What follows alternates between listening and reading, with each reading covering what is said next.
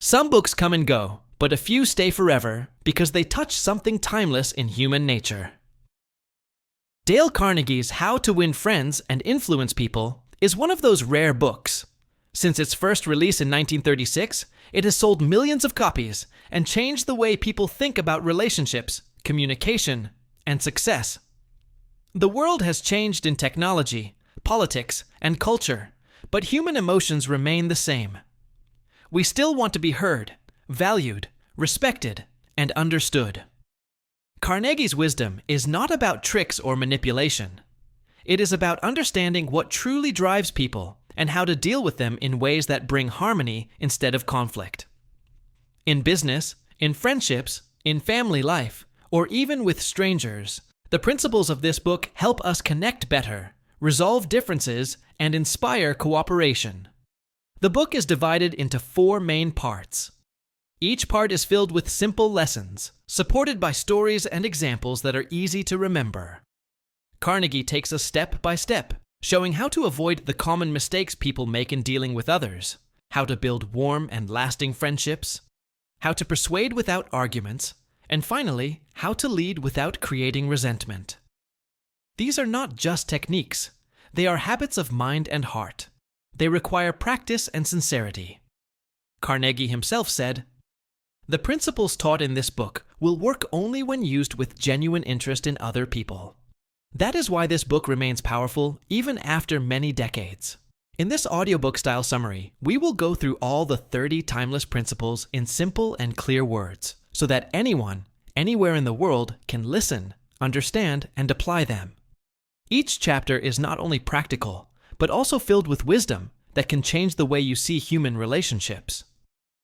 Let us begin with the first part of the book, Part 1, Fundamental Techniques in Handling People. Every day we deal with people. At work, at home, in society, in small conversations, and in big decisions. The way we handle these interactions often decides our happiness, our success, and even our peace of mind. Yet most of us spend years learning mathematics, science, and languages, but very little time learning how to truly deal with people. Dale Carnegie begins his book by giving us the foundation. If we want to win friends and influence people, we must first master the basic techniques of handling human nature. He reminds us that people are not creatures of pure logic. They are driven by emotions, pride, desires, and the deep need for importance. If we forget this truth, we will fail in our relationships. If we remember it, we will open doors to cooperation, respect, and trust. Part 1 gives us 3 essential principles. They are simple to read, but difficult to practice, and yet they make all the difference. The first principle teaches us what not to do when dealing with people. The second principle shows us the real secret to making people feel valued. And the third principle explains the ultimate way to influence others by touching their desires. Carnegie says that once we understand these 3 techniques, we will have the basic tools to create positive relationships anywhere in life. They are like the foundation stones of a strong building. Without them, the higher techniques of persuasion and leadership will collapse. Now let us begin with the very first principle. It comes with a warning and a timeless metaphor. Carnegie calls this lesson, "If you want to gather honey, don't kick over the beehive." Chapter 1. If you want to gather honey, don't kick over the beehive. The first rule of dealing with people is simple but often forgotten. Do not criticize, condemn, or complain. Dale Carnegie begins by showing us a deep truth about human behavior. Most people never blame themselves, even when they are clearly wrong. Instead, they justify their actions. Think of criminals. When captured, many claim they were victims of society or forced by circumstances. Very few admit, "I was wrong." This same tendency exists in all of us. We defend ourselves and protect our pride. That is why criticism almost never works. When we criticize someone, they do not feel thankful. Instead, they feel attacked. Their natural response is to fight back or to shut down. Criticism wounds pride, stirs resentment, and builds walls instead of bridges. Carnegie tells the story of Charles Schwab, one of the greatest business leaders of his time. Schwab said he believed in giving encouragement instead of fault-finding. He explained that anyone can criticize, but it takes character and self-control to be understanding and forgiving. Criticism, he said, destroys morale. Praise, on the other hand, inspires improvement. Another example comes from Abraham Lincoln. In his early years, Lincoln often wrote harsh letters to his enemies. But as he grew older and wiser, he learned that criticism only created bitterness. During the Civil War, after a general made a costly mistake, Lincoln wrote a letter of anger, but never sent it. He realized the man already felt enough pressure, and attacking him would not help. Lincoln's restraint allowed him to keep the loyalty of his team during the most difficult times in American history. We can see the same truth in daily life.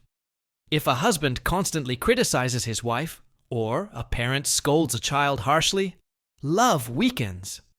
If a boss only condemns mistakes, employees lose motivation. But when people feel accepted and understood, they are more willing to change. This does not mean we should ignore mistakes. It means that blaming and complaining are the least effective ways to fix them. Instead, we must try to guide, encourage, and inspire. People are far more likely to respond to kindness than to judgment. Carnegie reminds us that criticism is dangerous because it wounds pride, hurts self-importance, and arouses resentment. And resentment, once created, rarely disappears. That is why avoiding criticism is the very first principle in building influence. Think about your own life. When was the last time someone criticized you harshly? Did it inspire you to change, or did it make you feel defensive? Now think about when someone appreciated your effort or encouraged you gently. Which one motivated you more? Most of us are moved by appreciation, not condemnation. The lesson is clear. If you want honey, do not kick over the beehive. If you want cooperation, do not begin by attacking. If you want loyalty, do not start with blame. This is the foundation of influence. Once we stop criticizing and complaining, we create space for something more powerful. That brings us to the second principle. If criticism is poison, what is the medicine that strengthens relationships? Carnegie answers this in the next chapter with what he calls the big secret of dealing with people. It is about giving something every human heart longs for. Chapter 2. The big secret of dealing with people. If the first principle tells us what not to do, the second principle tells us what to do. Carnegie calls it the big secret of dealing with people. That secret is giving honest and sincere appreciation. Every person you meet, no matter their background or status, carries a silent desire in their heart. They want to feel important. They want to feel valued. This is not a small wish. It is one of the deepest needs of human nature. People will work long hours, take great risks, and even sacrifice comfort just to feel respected and appreciated. Think of history. John Dewey, the famous philosopher, said that the deepest urge in human nature is the desire to be important. Sigmund Freud, the father of modern psychology, also noted that human beings are driven by two main desires, the desire for love and the desire to feel significant. This is why titles, recognition, awards, and compliments mean so much to people. Carnegie tells the story of Charles Schwab, the steel magnate who managed thousands of workers. Schwab explained that he believed in praising people more than punishing them. He said, "I consider my ability to arouse enthusiasm among my people the greatest asset I possess, and the way to develop the best in a person is by appreciation and encouragement." Schwab believed people would work harder for praise and recognition than for money alone. The key, however, is sincerity. Carnegie warns us against cheap flattery. Flattery is shallow and selfish. It may sound pleasant, but people can usually sense when it is fake. Genuine appreciation is different. It comes from truly noticing what others do well and expressing it with honesty. For example, if a colleague helps you with a task, instead of saying "good job" without thought, you might say, "I really admire how carefully you handled that report. Your attention to detail made the difference." Such words are not empty. They are rooted in truth. And because they are specific and sincere, they make the other person feel truly valued. In family life too, Appreciation works miracles. Children blossom when parents notice their small achievements. A husband and wife grow closer when they show gratitude for each other's efforts, rather than taking them for granted. In work, leaders who appreciate their teams inspire loyalty far beyond salary. Carnegie also reminds us that great leaders, like Lincoln, Roosevelt, and many others, understood this secret. They won hearts by making people feel seen and respected. Appreciation is like sunshine to the human spirit. Without it, people wither. With it, they grow and flourish. Now think for a moment about your own life. How often do you express appreciation to the people around you? Do you thank the colleague who helps, the waiter who serves, the family member who sacrifices quietly? Most of us underestimate the power of these simple words. Yet, to the receiver, they can mean the world. The second principle, therefore, is to always give honest and sincere appreciation. If you want influence, do not wait for grand opportunities. Look for small chances every day to notice and appreciate the good in others. And here lies the deeper connection to the next chapter. If avoiding criticism prevents damage, and giving appreciation creates goodwill, what is the next step? Carnegie says that to truly influence people, we must go beyond avoiding harm and offering praise. We must learn how to awaken desire in others. The third chapter explains how to arouse in the other person an eager want. That is the final foundation of handling people successfully. Chapter 3. He who can do this has the whole world with him. He who cannot walks a lonely way. The first principle taught us not to criticize. The second principle showed us the power of appreciation. Now in the third principle, Carnegie reveals the real key to influence. He says that the only way to get people to do anything is by arousing in them an eager want. Every person you meet is guided by one question. What's in it for me? People act not because you want them to, but because they want to.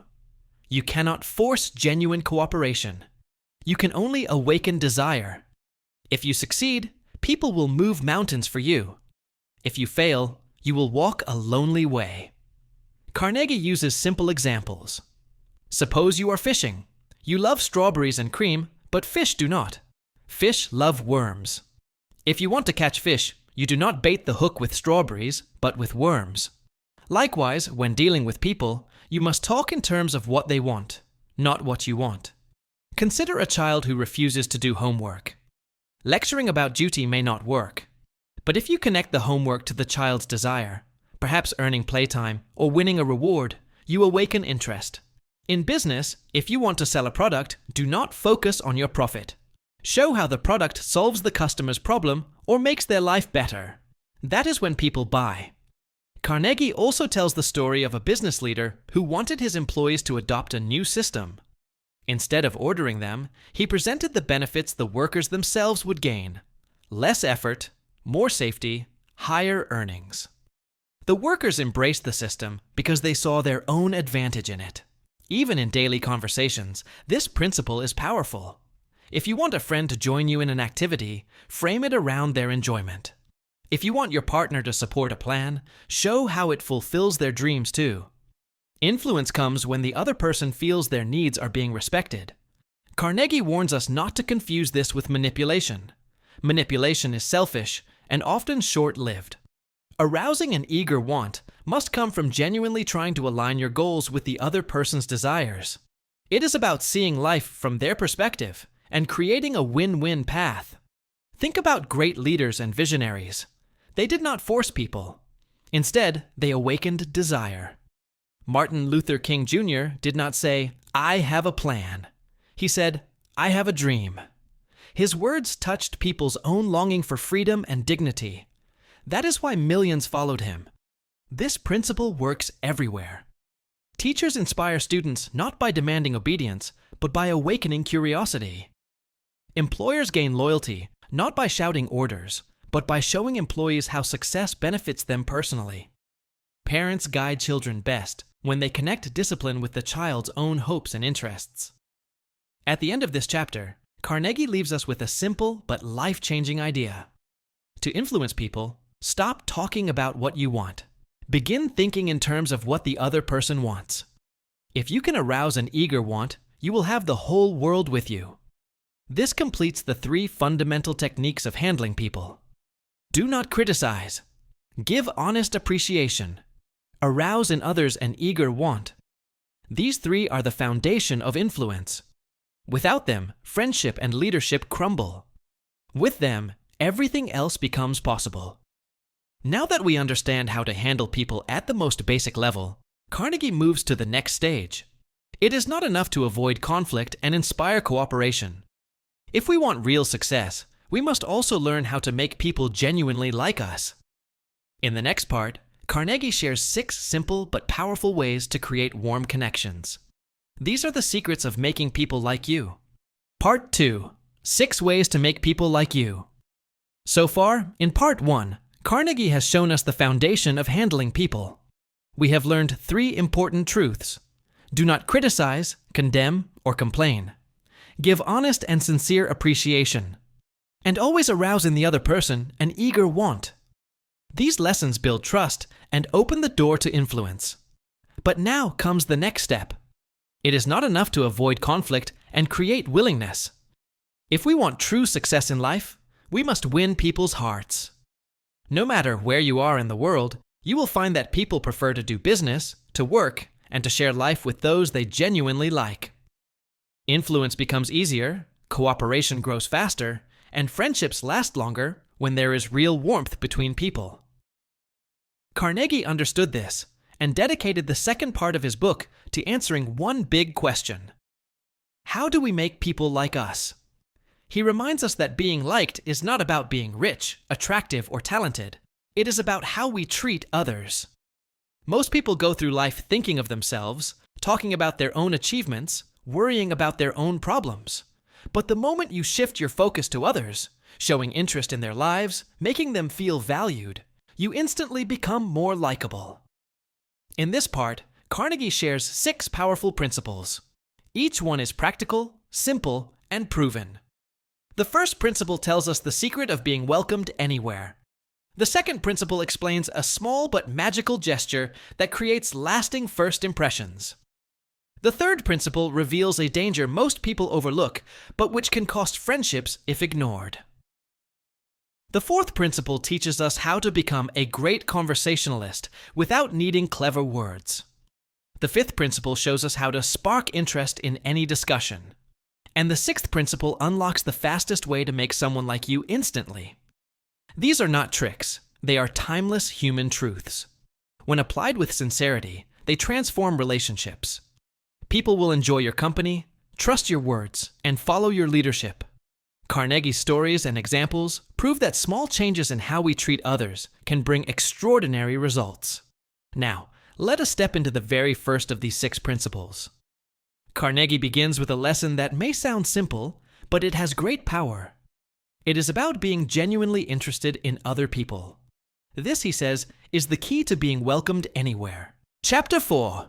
Do this, and you'll be welcome anywhere.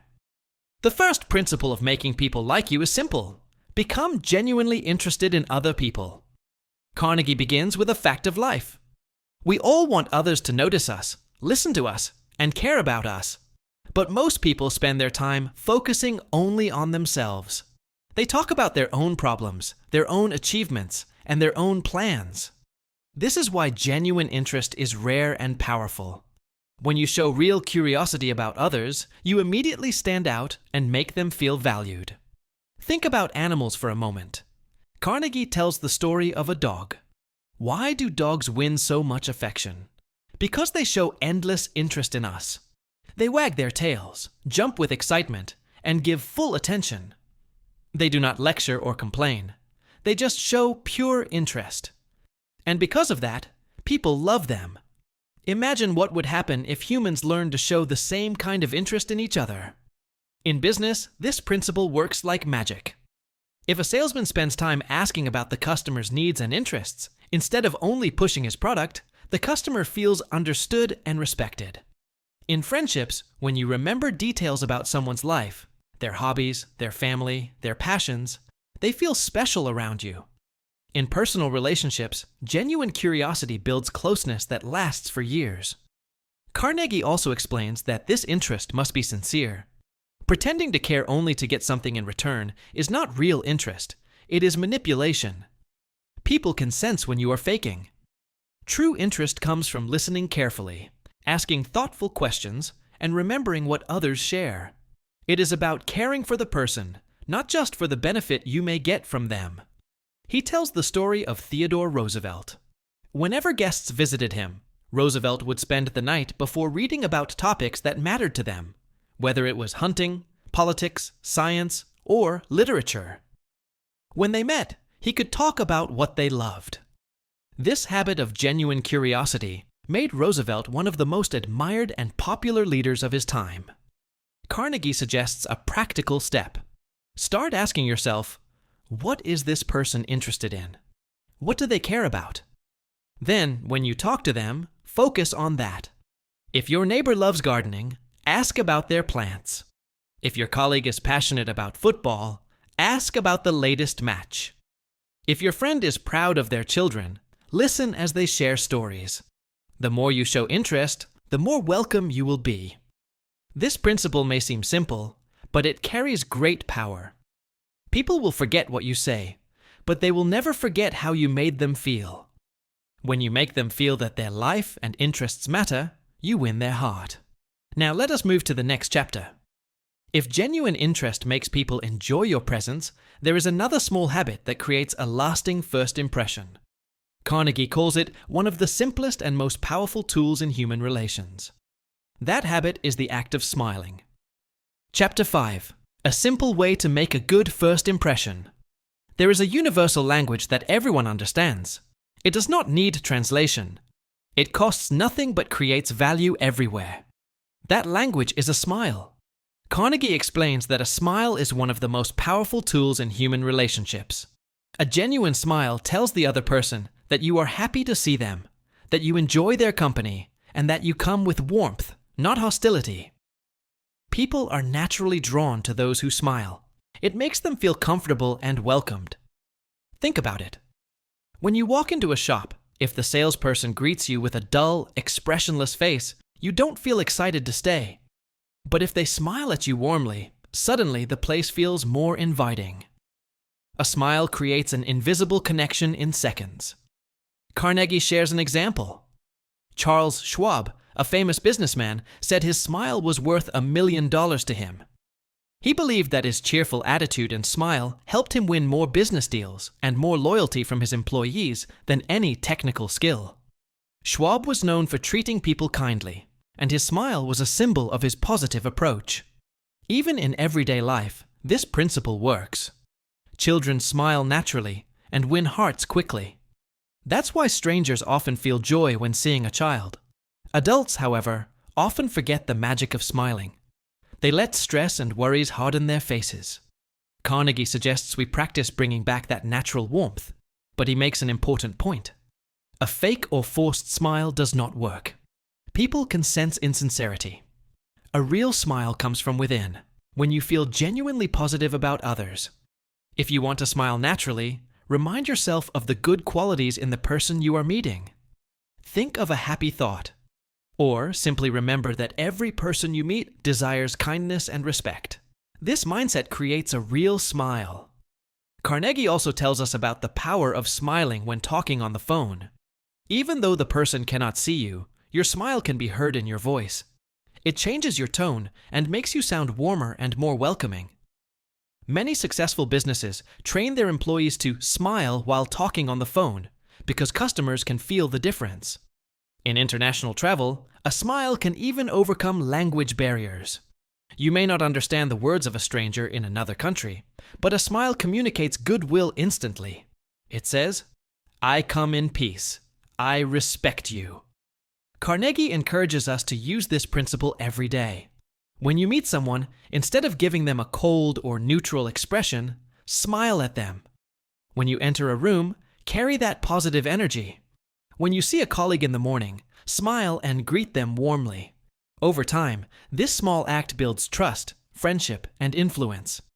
Remember, people rarely remember exactly what you said, but they always remember how you made them feel.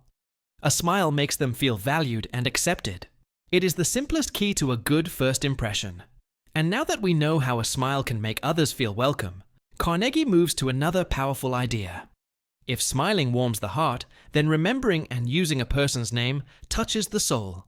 That is what we will explore in the next chapter. Chapter 6. If you don't do this, you are headed for trouble. Dale Carnegie begins this chapter with a truth that touches every human being deeply. A person's name is not just a word. It is the sweetest and most important sound in any language for that person. Whenever someone remembers our name and uses it with respect, we feel recognized, valued, and important. Think about yourself. When someone forgets your name or calls you by the wrong name, how do you feel? It creates a small distance between you and them. On the other hand, when someone remembers your name even after meeting you once, you instantly feel closer to them. You may even think more positively of them. That is the power hidden inside a name. Carnegie explains that people value their names because it represents their identity. Behind every name lies someone's story, family, and sense of self. By remembering and using it, you show respect for that identity. Ignoring it or misusing it makes people feel small and unimportant. He gives examples of leaders and successful people who were masters at remembering names. For instance, Franklin D. Roosevelt made it a habit to remember the names of even the White House staff members and call them personally by name. This simple habit made people feel seen and respected, creating loyalty and warmth around him. There is also a story about Jim Farley, who rose from being a poor boy to becoming the Postmaster General of the United States. He owed much of his success to his extraordinary ability to remember names and details about people. Farley could meet thousands of people and recall not just their names, but also personal facts about their families and lives. When he later spoke to them, it felt as if he truly cared. This gift made him beloved and highly influential. Carnegie is clear that remembering names is not only for politicians or businessmen, it is useful for everyone. A shopkeeper who remembers customers' names makes them feel special and keeps them coming back. A teacher who remembers each student's name earns respect and attention. A neighbor who greets you with your name builds stronger bonds. But what if someone says, "I am bad at remembering names"? Carnegie's answer is simple. Most people do not really forget names. They just don't make the effort to remember. If you treat learning names as important, you will remember them. The trick is to focus fully when hearing a name, repeat it in your mind, and use it during conversation. Writing it down afterward also helps. The secret is to genuinely care about the other person enough to remember their name. Carnegie warns that failing to use names can create trouble. If you ignore or forget someone's name, you make them feel overlooked, and nobody likes to feel invisible. Over time, this can damage relationships. So the principle is clear. If you want to build strong and lasting friendships, respect people's names. Use them sincerely, not in a mechanical way, but with real warmth. A name is more than letters. It is a symbol of recognition and self-worth. As we move forward, Carnegie reminds us that remembering names is only one part of creating great conversations. The next secret goes deeper. It is not about speaking at all, but about listening. If you can master the art of listening, you can win hearts in ways that speaking alone never can. And that is exactly what the next chapter will teach. Chapter 7. An easy way to become a good conversationalist. Most people think that to be a good conversationalist, you must be clever, witty, or have exciting stories to tell. But Dale Carnegie shows us something surprising. The real secret to being a good conversationalist is not in speaking. It is in listening. Carnegie explains that people love to talk about themselves, their interests, their experiences, their opinions. These subjects are always more important to them than anything else. If you can listen carefully and show genuine interest in what they are saying, they will enjoy your company. In fact, they will often say you are the best conversationalist they have ever met, even if you hardly said a word.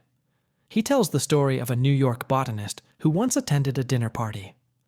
The botanist listened carefully to another guest talk about his own experiences for hours. At the end, that guest told the host, "That botanist is the most interesting person I've ever met." But the truth was, the botanist had said very little. He had simply been an attentive listener who asked encouraging questions. This is the magic of listening. It makes others feel valued and understood. Carnegie warns us that many people fail in conversation because they are too focused on themselves. They interrupt, they argue, or they turn the conversation back to their own lives. This creates distance instead of connection.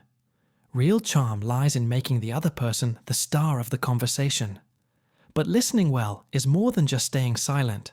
You must actively encourage the other person. Nod, maintain eye contact, ask small questions, and show real curiosity. For example, if someone tells you about their new job, do not rush to tell them about yours.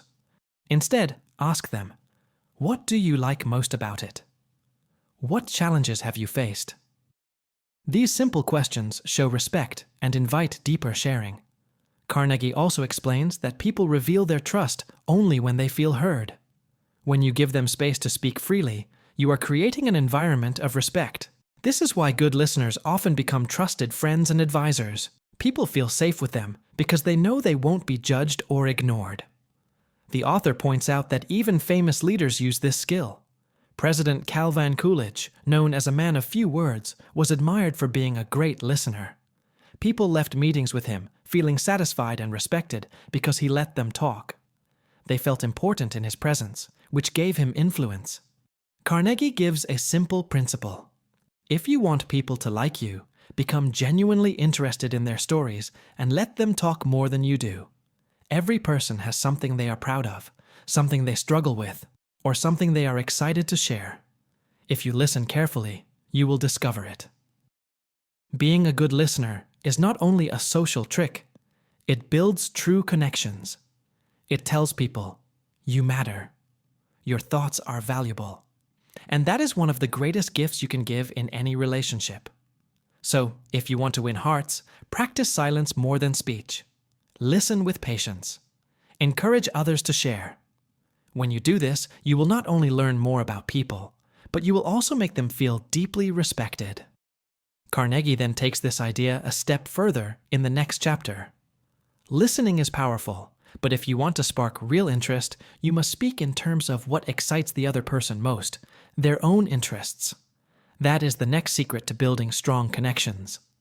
Chapter 8. How to Interest People. Dale Carnegie reminds us of a simple truth about human nature. People are not much interested in what you want. They are interested in what they want. If you want to capture someone's attention, talk in terms of their interests, not yours. Think about everyday life. A child who loves football will listen eagerly if you talk about their favorite player or team. A businessman will lean forward if you ask about his company's growth. A mother will open up if you show interest in her children. The moment you touch the other person's interests, you connect directly with their heart. Carnegie gives an example of Theodore Roosevelt. Before meeting a guest, Roosevelt would spend hours reading about the guest's hobbies or passions. If he knew the person loved astronomy, he would brush up on astronomy. If the person was passionate about horses, he would learn something about horses. When the meeting happened, Roosevelt would talk about the subject that mattered to the guest. This made people feel instantly connected to him. They left thinking, what a wonderful person he is. When in reality, Roosevelt had simply shown interest in their world. Carnegie explains that the biggest mistake in conversation is focusing only on ourselves. Many people try to impress others by talking about their own achievements or stories. But the real way to impress is to show interest in the other person's world. When you talk about their dreams, their problems, or their joys, you give them a feeling of importance. This principle works in every area of life. A salesman who talks about the customer's needs will succeed more than one who only praises his product. A teacher who connects lessons to the student's interests will inspire more learning. A friend who remembers what excites you and brings it up in conversation becomes dearer to you. Carnegie also explains that showing interest does not mean pretending. It must be genuine. If you fake it, people will sense it. The key is to develop real curiosity about others. Everyone has something unique, something they care about. If you search for it with respect and attention, you will find it. He also reminds us that this principle is practical. For example, if you are at a party, instead of worrying about how to make yourself look interesting, focus on finding out what interests others. Ask them questions about their passions. Listen carefully. This will make the conversation flow naturally. When people realize you are interested in their lives, they naturally like you. It is not because you said something extraordinary, but because you made them feel extraordinary. And that is the deepest human desire, to feel important and valued. So, the secret to interesting people is not to try hard to be fascinating yourself. It is to make them feel fascinating. This shift in focus transforms relationships. Carnegie closes this chapter by hinting at the next big secret. Talking in terms of other people's interests is powerful, but there is something even stronger. If you can make people feel important instantly and do it with sincerity, you will create a bond that lasts. And that is exactly what the next chapter will reveal. Chapter 9. How to make people like you instantly. At the heart of every human being lies a deep desire. It is the desire to feel important. Dale Carnegie says that if you can make someone feel truly important, and do it sincerely, you can win their friendship almost instantly. Carnegie explains that this desire for importance is stronger than many physical needs. People work hard, chase dreams, and even risk their lives because they want recognition. They want to be valued. From the smallest child seeking attention to the greatest leader wanting respect, the need is universal. But here is the key. This principle only works if it is sincere. If you flatter people with empty words or try to manipulate them with false praise, they will sense it. Insincere compliments are like cheap coins. They may shine for a moment, but are worthless in the end. What truly works is genuine appreciation. Carnegie tells the story of Charles Schwab, the steel magnate. Schwab often praised his workers for their efforts, no matter how small. He believed that recognition and encouragement brought out the best in people. Because of this habit, his employees respected and loved him, and he achieved great success. Carnegie also gives the example of Ralph Waldo Emerson. Emerson once said that every man he met was his superior in some way, and from that person, he could learn something. This attitude made him naturally humble and respectful, and it helped him treat people as valuable individuals. Making others feel important is not about exaggerating their worth, but about noticing their strengths and acknowledging them. It can be as simple as saying, "I admire the way you handled that situation," or, "Your idea was really helpful." These small acknowledgments create warmth and connection. The principle also works in daily life. Imagine a shopkeeper who remembers a customer's preferences and thanks them sincerely. That customer will return again and again. Or a manager who tells an employee, "I really value the work you do here." That employee will feel motivated to give their best. Carnegie reminds us that ignoring this principle can damage relationships. If people feel overlooked or unimportant, they withdraw. They may even become resentful. But when you make them feel valued, they open their hearts to you. The challenge is to practice sincerity. Look for genuine qualities to admire in others. Everyone has something worthy of respect. When you notice it and express it honestly, you make the other person feel seen and appreciated.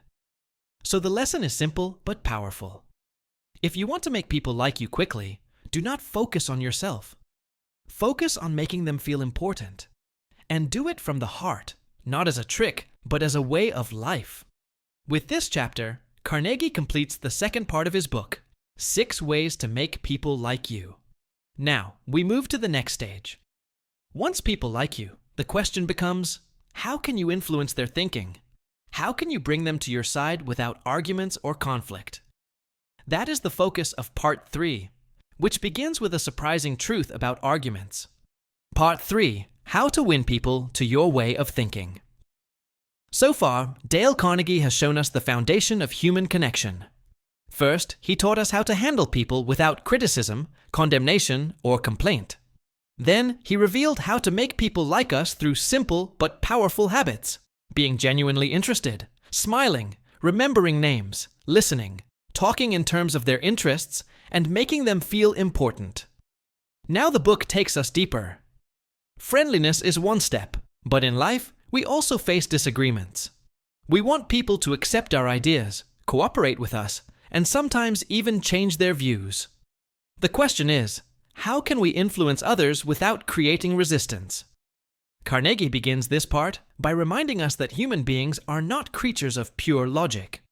We think we are reasonable, but in reality, we are guided heavily by emotions, pride, and self-image. That is why direct arguments often fail.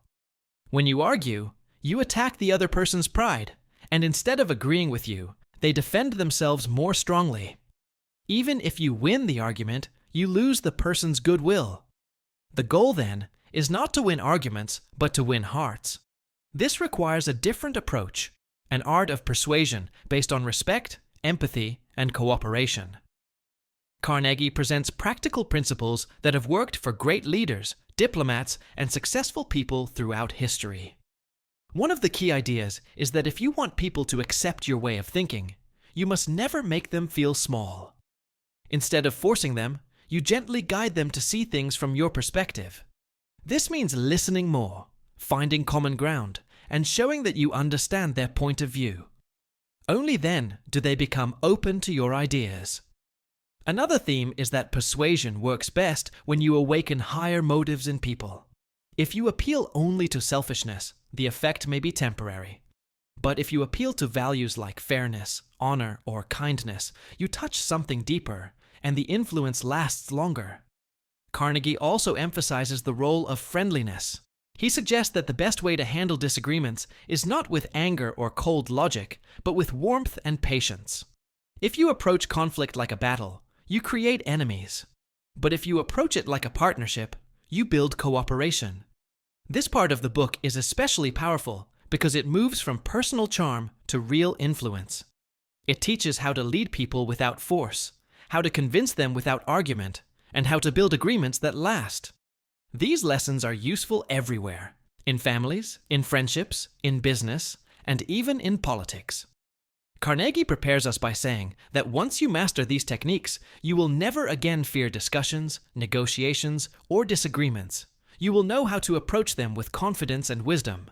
And so, the first principle he teaches in this section is perhaps the most surprising one. It is not about how to argue better. In fact, it is about why you should not argue at all. That is where the next chapter begins. Chapter 10. You can't win an argument. Dale Carnegie begins this chapter with a startling truth. No one ever truly wins an argument. Even if you convince someone that you are right, you often lose something more important: their goodwill, trust, or friendship. Arguments rarely produce lasting agreement. Instead, they create resentment, defensiveness, and resistance. Think about everyday life. A heated discussion with a colleague, a debate with a friend, or a quarrel with a family member. How often do these end with both parties feeling closer? Usually, one or both feel hurt or misunderstood. Carnegie emphasizes that the human ego is fragile. People do not like to admit they are wrong, and when pressed, they resist more fiercely. He tells the story of a famous philosopher who said, "A man convinced against his will is of the same opinion still."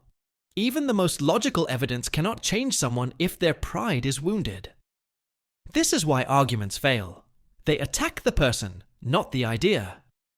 Carnegie warns that winning an argument may give temporary satisfaction, but the cost is high. You may have proven your point, but you have often lost friendship, trust, or cooperation. And in the long run, relationships are far more valuable than being right. Instead of arguing, Carnegie suggests a different approach. First, avoid direct confrontation. If someone disagrees with you, listen patiently. Let them talk and express their viewpoint. People appreciate being heard and respected. Second, show respect for the other person's opinions. Even if you disagree, acknowledge that their perspective has value. Third, find common ground. Highlight areas where you agree before discussing differences. He also shares an example from history.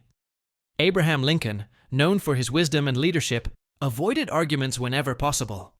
When challenged, he would often ask questions instead of making statements. He would guide the other person to see their own errors without confrontation. This approach allowed him to influence others without creating enemies. Carnegie emphasizes patience and tact. If you must disagree, do it gently. Ask questions instead of making statements. Encourage the other person to explain their position fully. When people feel understood, they are more open to considering new ideas. Even in business, the principle applies. A manager who insists on being right may demotivate employees. A leader who listens and seeks cooperation will achieve better results. In personal life, avoiding unnecessary arguments strengthens friendships and family bonds. At the end of this chapter, Carnegie leaves us with a guiding principle. If you want to win people to your way of thinking, never begin with an argument. Arguments rarely persuade. They only provoke resistance. Instead, approach disagreements with respect, curiosity, and patience. And this naturally leads to the next principle. Since arguments fail, what is the best way to correct mistakes or disagreements without arousing resentment? Carnegie addresses this in the next chapter, showing a surprising and effective method that builds understanding instead of conflict. Chapter 11. A sure way of making enemies, and how to avoid it. Dale Carnegie begins this chapter by pointing out a mistake almost everyone makes. When we want to correct someone, we often do it in the wrong way. We criticize, blame, or make them feel small. This is a sure way to create enemies. People rarely respond positively when their pride is wounded. Instead, they resist, argue, or grow bitter. Carnegie explains that human nature resists being told what to do. We may follow instructions, but only grudgingly. If someone points out our mistakes harshly, we do not change willingly. We feel attacked, and our first instinct is to defend ourselves. This is why criticism and condemnation often fail. He tells the story of a young man working for a large company who was always criticized by his manager. The manager focused only on faults and rarely praised any achievement. As a result, the young man grew resentful. His work quality declined, and he eventually left. Carnegie highlights this as a common pattern. Criticism can destroy motivation and relationships, even if the goal is improvement. Instead, Carnegie suggests a better approach. To influence people without making enemies, start by showing respect for their opinions. Avoid saying, "You're wrong." Instead, acknowledge their viewpoint before offering your own. When people feel respected, they are more likely to listen and consider new ideas. He shares a historical example. Abraham Lincoln often faced opposition in his political career. He knew that directly attacking opponents would create more resistance. Instead, he would begin discussions by recognizing shared goals and respecting differing opinions. This strategy allowed him to persuade others without creating hostility. Carnegie also emphasizes the power of questions. Instead of ordering someone to change, ask questions that lead them to discover solutions themselves. For example, rather than saying, "You made a mistake in this report," you might ask, "Do you think there is a way we could improve this section?" This encourages cooperation and keeps the other person's pride intact. Even in daily life, this principle is valuable.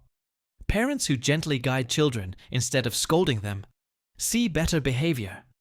Teachers who correct students with encouragement rather than criticism earn respect.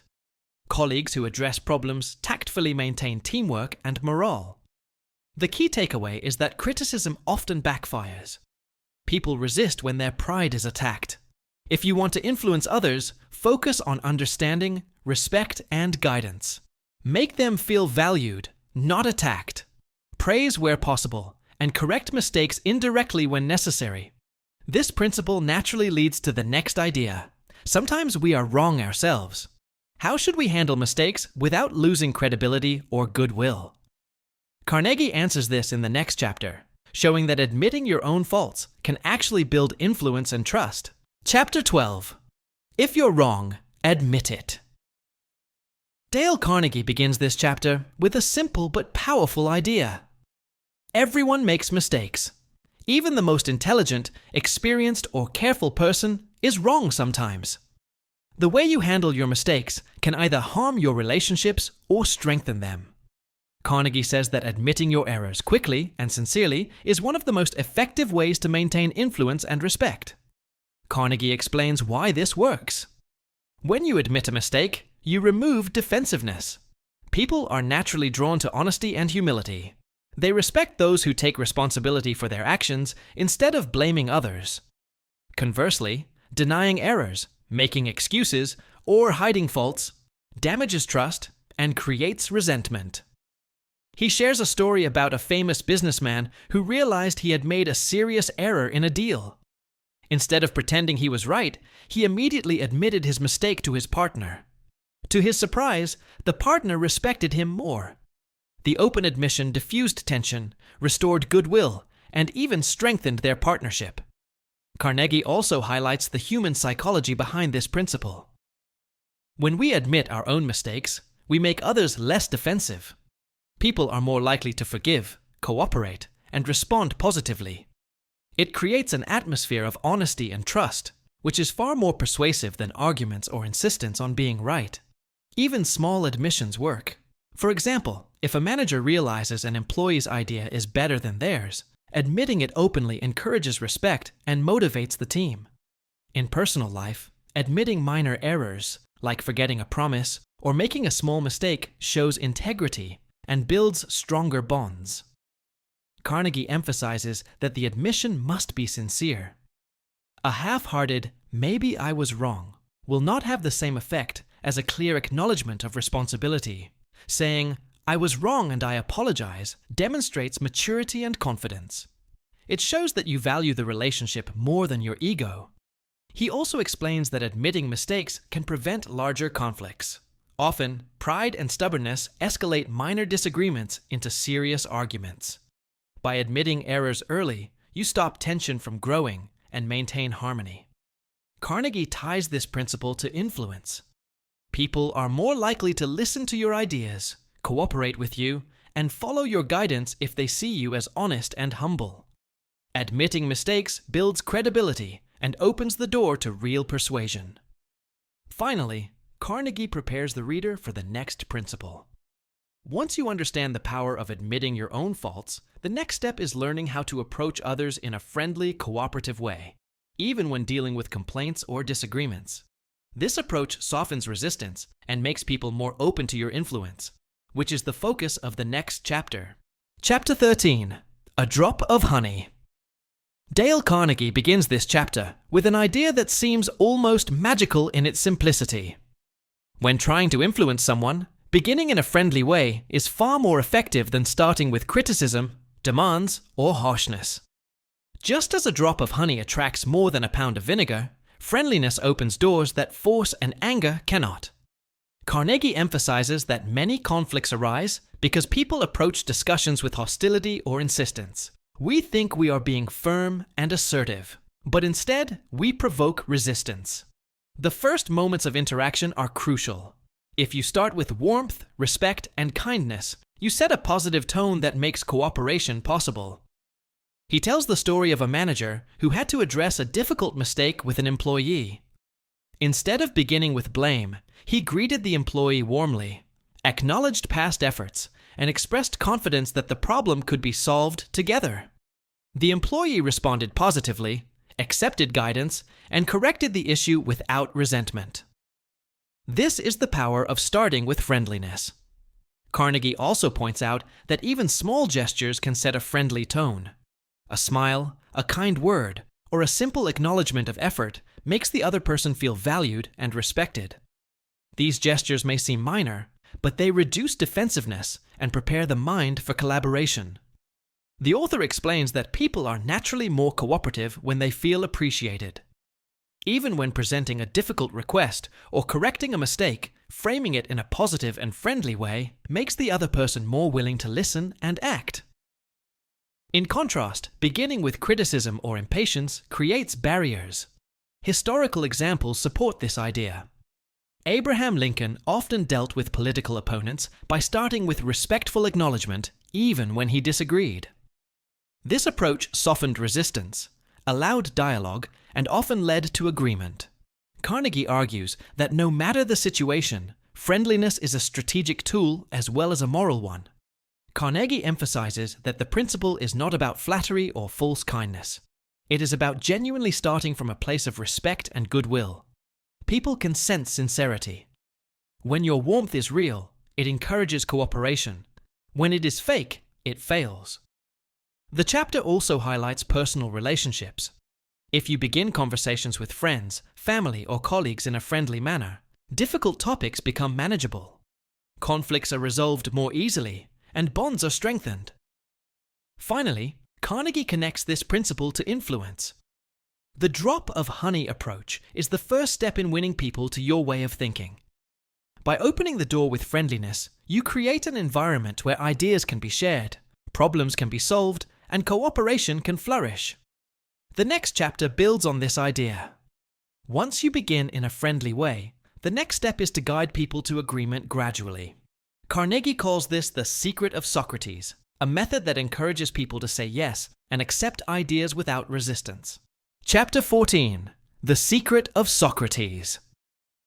Dale Carnegie begins this chapter by introducing a principle that has been used by wise leaders for centuries. It is called the secret of Socrates. The idea is simple. The best way to influence someone is to get them saying yes, yes immediately. Once they agree on small points, they are more likely to agree on larger ideas.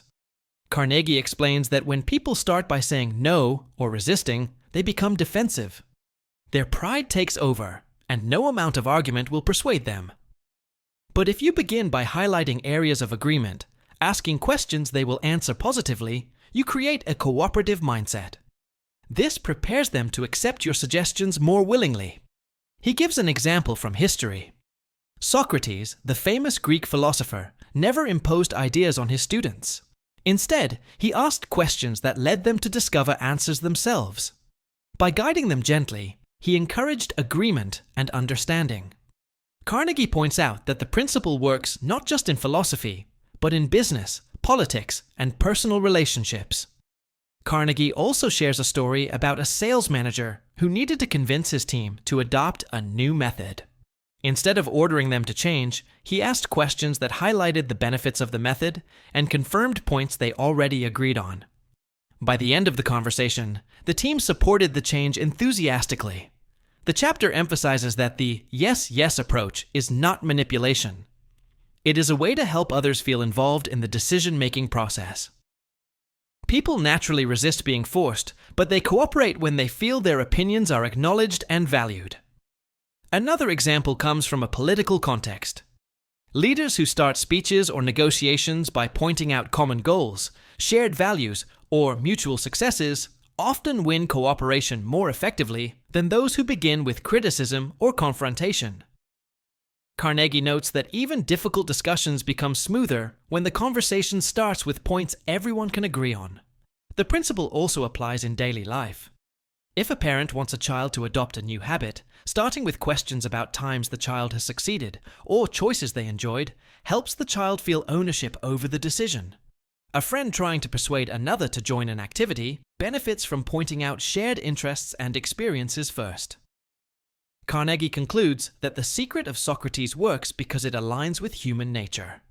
People like to agree with themselves, and once they start with small agreements, they are more open to larger ones. This method builds rapport, reduces resistance, and fosters genuine cooperation.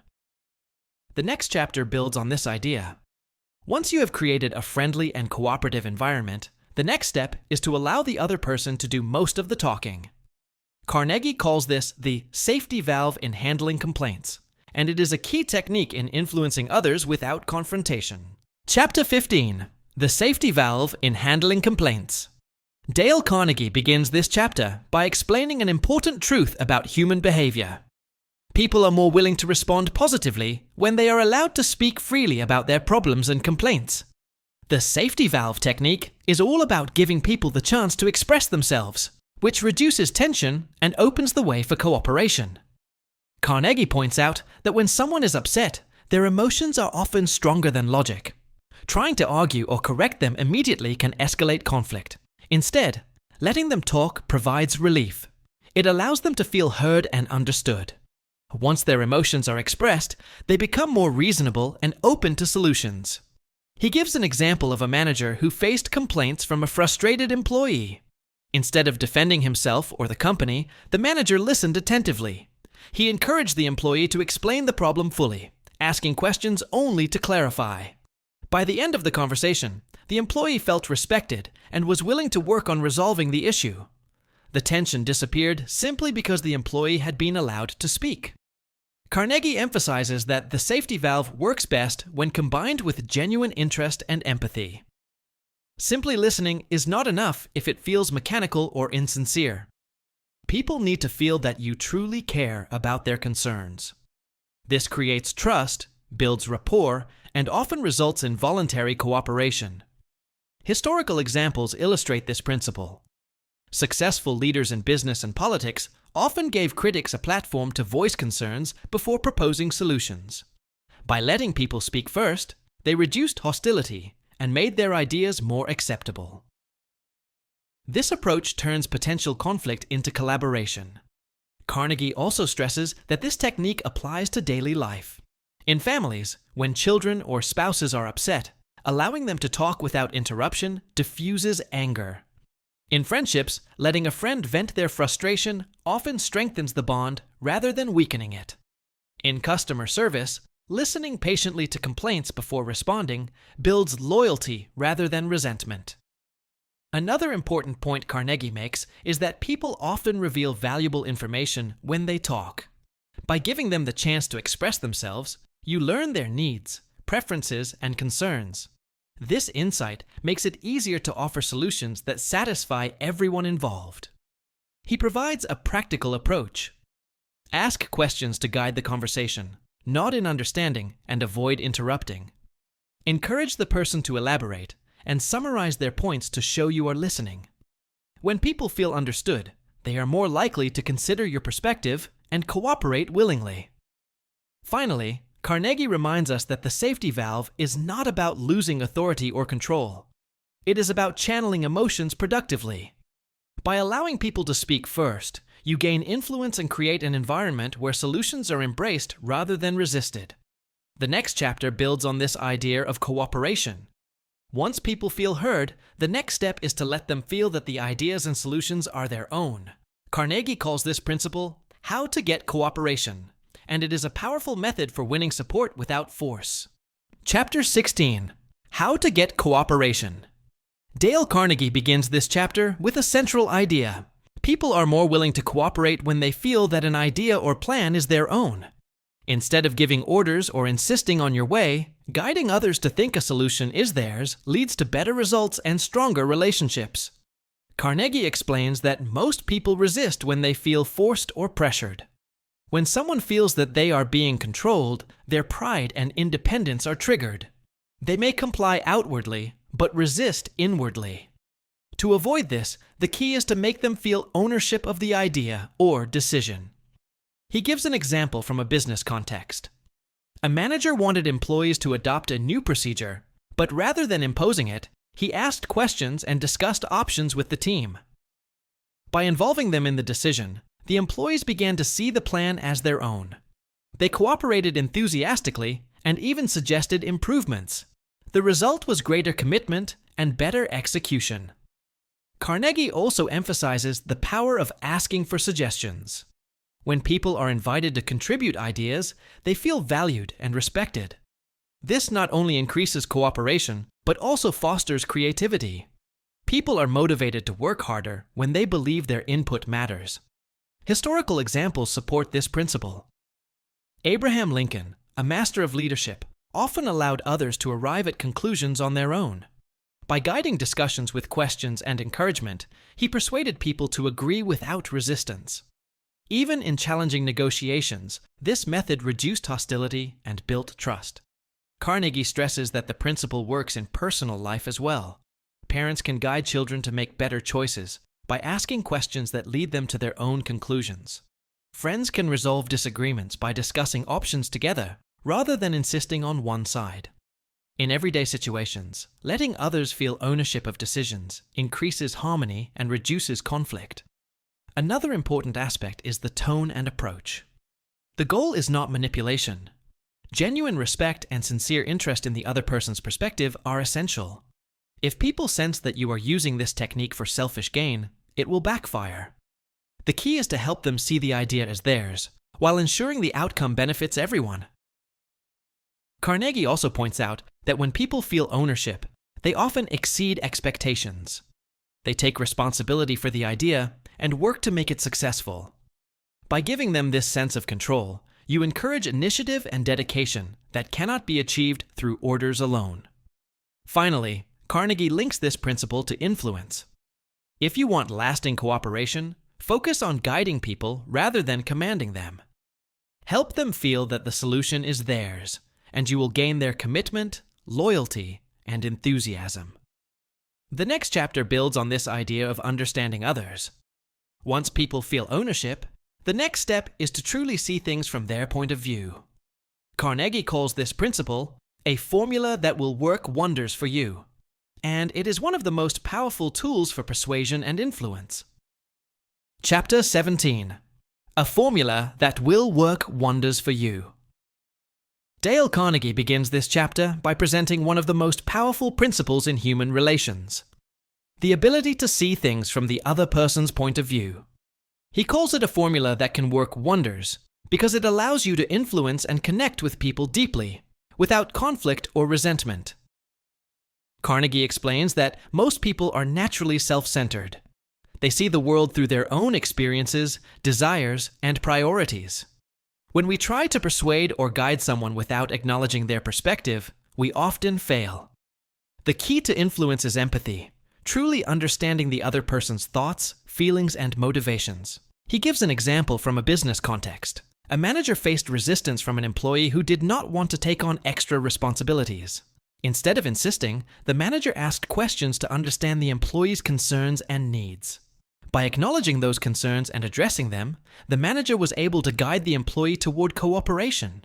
The employee felt understood and respected, which made the solution acceptable. Carnegie emphasizes that this principle works in all areas of life. In personal relationships, taking the time to see things from a partner's or friend's perspective prevents misunderstandings. In negotiations, understanding the other party's desires allows you to propose solutions that satisfy both sides. In leadership, empathy builds loyalty and trust. He also shares a story of a famous politician who excelled at this principle. Instead of criticizing opponents, he would frame arguments in ways that aligned with their values. By showing he understood their position, he reduced resistance and gained support. People felt respected and were more willing to cooperate. Carnegie stresses that seeing things from another person's perspective is not manipulation. It is genuine respect and understanding. People can sense when your interest is sincere. When they feel that you truly understand them, they are far more likely to listen, agree, and collaborate. Another key point is that this principle prevents unnecessary conflict. When we assume we are always right or insist on our way without considering others, tension rises.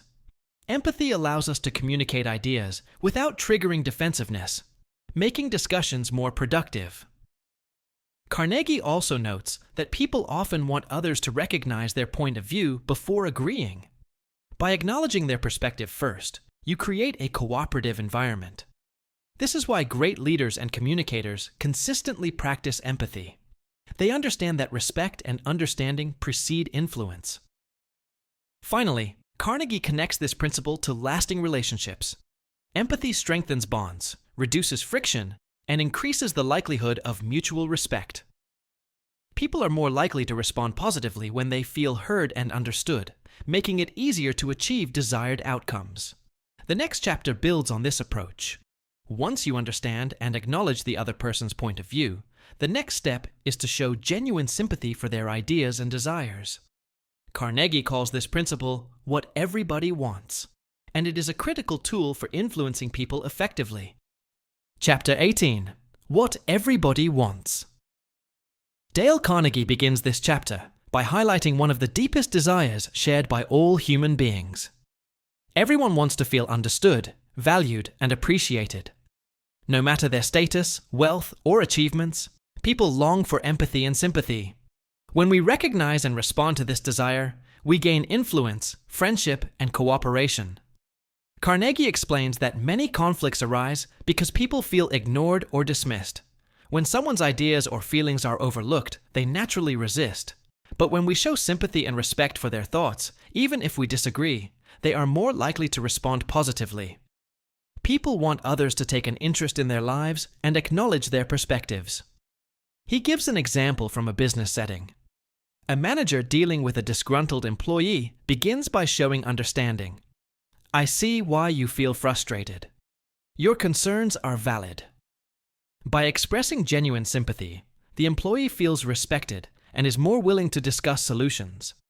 The tension eases and cooperation follows naturally. Carnegie emphasizes that sympathy is not about agreement. You can acknowledge someone's feelings without adopting their viewpoint. For instance, if a customer complains about a service, showing that you understand their frustration does not mean the complaint is automatically correct. It simply shows that you respect their experience and are willing to address it. Historical examples illustrate the power of this principle. Leaders who practice empathy often achieve remarkable influence. Abraham Lincoln, for example, frequently expressed understanding for opposing views before presenting his own. This approach allowed him to negotiate effectively, reduce hostility, and inspire collaboration. Carnegie also explains that expressing sympathy strengthens personal relationships. In families, acknowledging a partner's or child's feelings builds trust and closeness. In friendships, showing understanding during disagreements deepens bonds. People naturally gravitate toward those who make them feel valued and understood. He warns against the opposite approach. Dismissing or belittling someone's ideas triggers defensiveness and resistance. Even if your position is correct, attacking the other person's perspective often closes the door to cooperation. By showing sympathy first, you open the door to discussion and influence. Another practical application is in persuasion. When you appeal to someone's needs, desires, and values with genuine understanding, your suggestions are more likely to be accepted. People respond positively when they feel that you get them and that your ideas consider their interests. Carnegie concludes that the desire to be understood is universal. Acknowledging and sympathizing with others' ideas creates goodwill, reduces resistance, and fosters trust. When you combine this with previous principles, friendly approach, asking questions, and empathy, you gain the ability to influence people effectively and positively. The next chapter builds on this idea. Once you have expressed sympathy and understanding, the next step is to appeal to nobler motives, inspiring people to act from their best instincts. Carnegie calls this principle an appeal that everybody likes, and it is a powerful tool for lasting influence. Chapter 19. An appeal that everybody likes.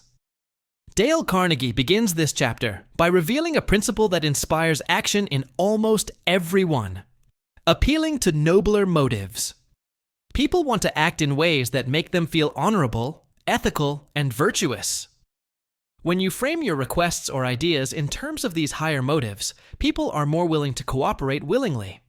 Carnegie explains that appeals based solely on self-interest, fear, or pressure often fail to create lasting results. People may comply temporarily, but the motivation is weak, and resentment can build. By contrast, appealing to values such as fairness, loyalty, generosity, or integrity encourages people to act from their best instincts, creating stronger commitment. He shares a historical example. During World War I, leaders inspired citizens to support the war effort not only with practical reasoning, but by appealing to their sense of duty, honor, and patriotism. People responded eagerly because they were motivated by principles larger than themselves. Carnegie emphasizes that this method works in everyday life as well. In business, an appeal to nobler motives can transform teamwork. For instance, a manager asking a team to meet a challenging deadline might frame the request as an opportunity to demonstrate dedication, skill, or service to others. Employees respond positively when they see their contribution as meaningful and aligned with their values. Carnegie also points out that this principle strengthens personal relationships. If you want someone to change a behavior or support a decision, appealing to their sense of responsibility, kindness, or fairness is more effective than criticism or coercion. People feel proud to act in line with their ideals. He illustrates this with a story about a charity organizer.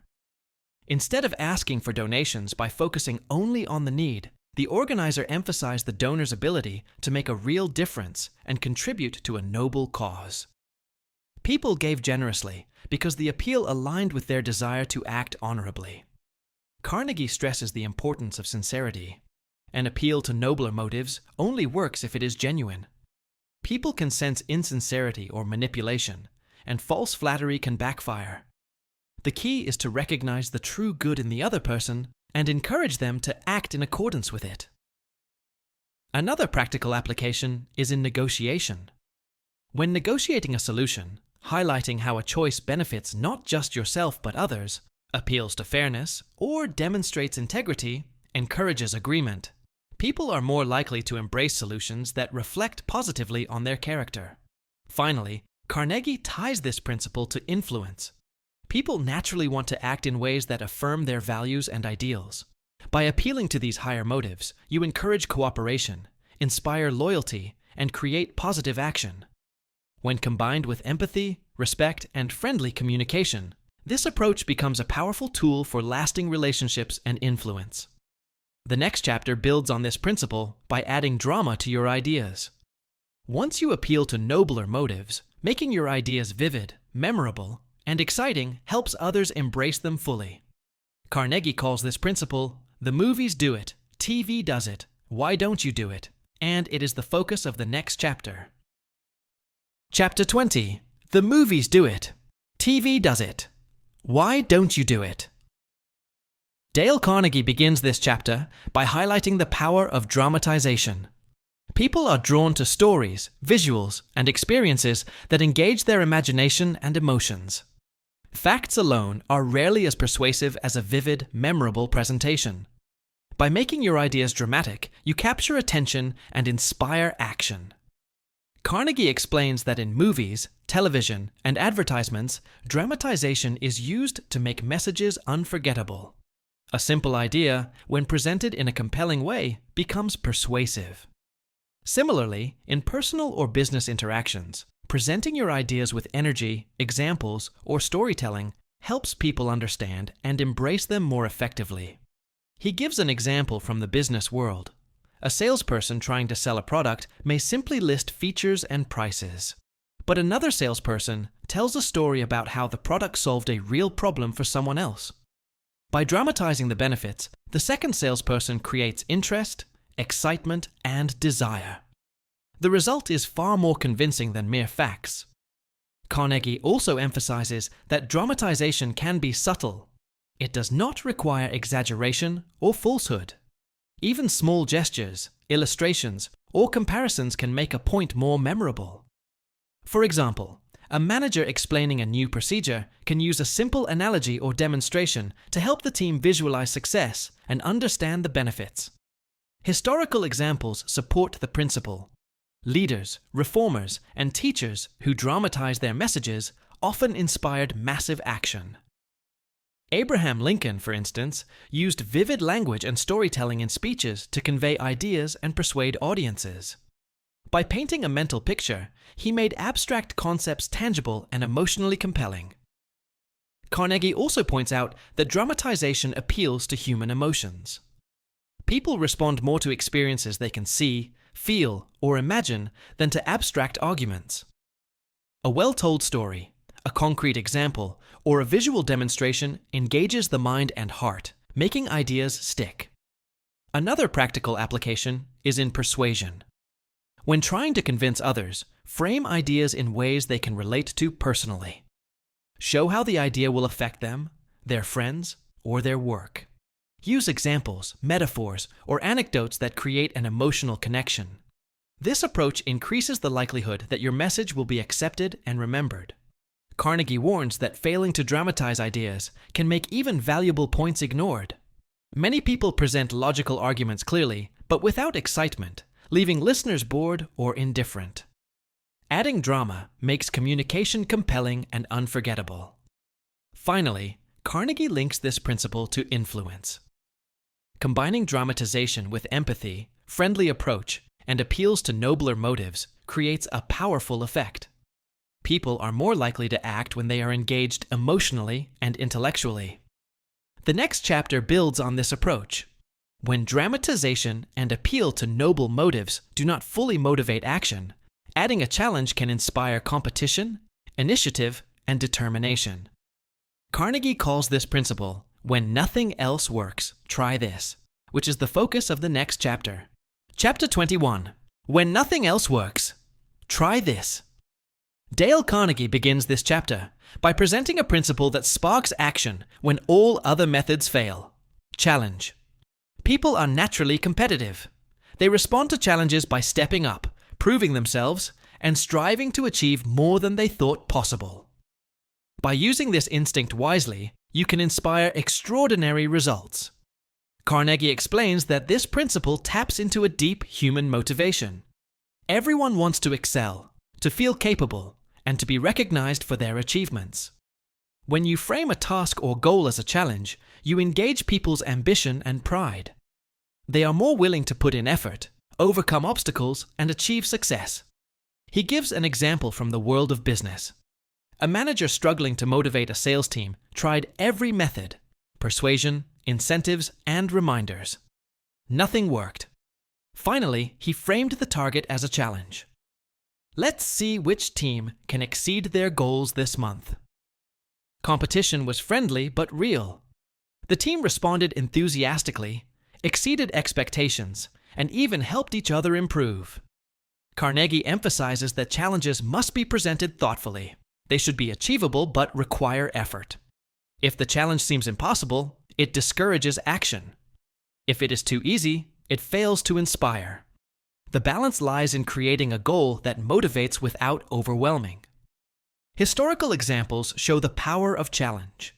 Leaders, educators, and coaches often motivate by presenting goals as challenges rather than commands. Military leaders, for example, inspire soldiers by framing difficult missions as tests of skill, courage, and honor. People rise to the occasion when they feel their abilities are recognized and their pride engaged. Carnegie also stresses the importance of framing challenges positively. Avoid criticism, pressure, or threats. Instead, make it an opportunity for growth, achievement, and recognition. The challenge should appeal to ambition, creativity, and pride, not fear or resentment. This principle also works in everyday life. Parents encouraging children to try a new skill can frame it as a challenge. I wonder if you can master this puzzle today. Friends motivating each other in games or projects can use friendly challenges to inspire effort. Leaders in organizations can set goals as challenges to engage teams and foster innovation. Carnegie notes that challenges work best when combined with praise and recognition. Acknowledging effort, celebrating progress, and highlighting achievement reinforces motivation. People are inspired not just by the challenge itself, but by the recognition of their ability to meet it. Finally, Carnegie connects this principle to influence. When friendliness, empathy, appeals to nobler motives, and dramatization are not enough, presenting a challenge can unlock effort, initiative, and cooperation. By understanding human nature and appealing to ambition and pride, you can encourage action even in difficult situations. With this chapter, Carnegie completes the third part of the book, showing how to win people to your way of thinking. The next part moves from influence to leadership, how to change people without giving offense or arousing resentment. This is where true leaders learn to inspire growth, improvement, and loyalty. Part 4. Be a leader. How to change people without giving offense or arousing resentment. Dale Carnegie begins the final part of the book by shifting focus from influence to leadership. So far, we have learned how to handle people, make friends, and persuade others to your way of thinking. But true leaders face a different challenge: guiding people to improve, change, or correct mistakes without creating resentment. This is the art of leadership. Carnegie emphasizes that most people resist change when they feel attacked, criticized, or belittled. Even when the guidance is valuable, direct criticism can provoke defensiveness, anger, or rebellion. The key to effective leadership is to inspire improvement while preserving respect and goodwill. He explains that leadership is not about authority or power. It is about helping others become better, encouraging growth, and guiding them towards success. Leaders succeed not by forcing obedience, but by earning cooperation, trust, and loyalty. Carnegie calls this changing people without giving offense or arousing resentment, and it is the mark of the most respected leaders throughout history. One of the central ideas of this part is that people respond best to encouragement rather than criticism. Praise, appreciation, and recognition of small improvements motivate far more than condemnation. When people feel valued, they are willing to learn, adapt, and achieve more. By contrast, harsh criticism triggers resistance and discouragement. Carnegie also introduces another key principle: leading by example. Leaders who admit their own mistakes, show humility, and take responsibility inspire others to follow suit. This builds respect, credibility, and a cooperative spirit. People are more willing to change when they see their leaders acting with integrity and understanding. The author gives examples from business, politics, and personal life. Great managers, educators, and leaders understand that subtle guidance, encouragement, and tactful communication produce better results than orders, threats, or punishment. People improve willingly when they feel safe, respected, and motivated rather than coerced. This part also emphasizes the psychological aspect of leadership. Every person wants to feel important, capable, and respected. Leaders who appeal to these needs by praising, encouraging, and creating opportunities can inspire action without confrontation. Carnegie teaches that motivation is far more effective than force. He outlines that the chapters in this section will explore practical methods for leadership: how to begin with praise, how to call attention to mistakes without offense, how to let others save face, and how to make people eager to follow guidance. These are techniques that turn authority into influence and compliance into enthusiasm. Finally, Carnegie prepares the reader for the next chapter. Before you can guide others to improve, you must understand the most effective way to address errors and faults. Starting with criticism often backfires. The next chapter shows the first step of successful leadership, beginning with praise and honest appreciation, which sets the tone for constructive change.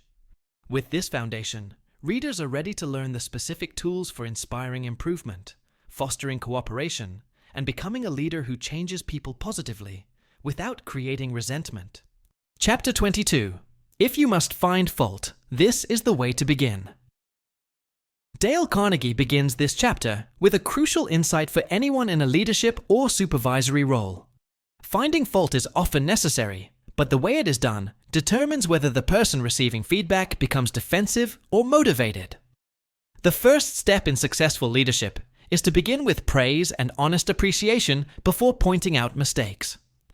Carnegie explains that most people instinctively resist criticism. When someone starts a conversation by highlighting faults, the listener often becomes defensive, resentful, or silent.